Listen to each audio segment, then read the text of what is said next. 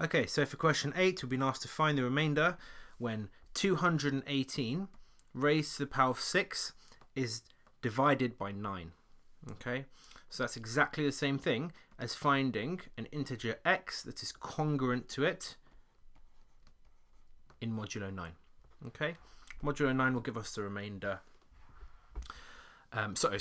X will be the remainder when 218 divided by 6, 218 raised to the power of 6 is divided by 9. Okay. Okay, so the first thing is to tackle a question like this. We may just want to check 218.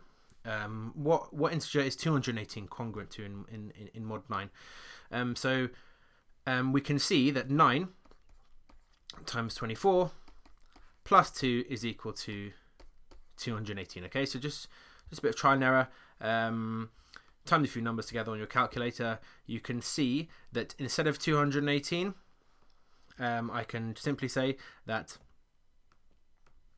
218 is congruent to 2 in mod 9. Okay, because I've got 9 lots of 24, so we can essentially disregard that in the world of mod 9. So the remainder is 2. Okay, so I see that 218 is congruent to 2 in mod 9.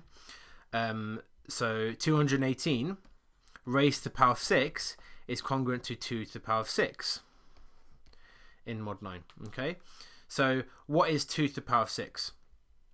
Well, 2 to the power of 6 is 64, which can be expressed as 9 lots of 7 plus 1. Okay, so we say that 64 is congruent to 1 in mod 9. Okay, because essentially we're disregarding the 7 lots of 9. We don't care about that. We just care about the remainder, which is 1. Okay, so we see that 2 to the power of 6 is congruent to 1 in mod 9, and 2 to the power of 6 is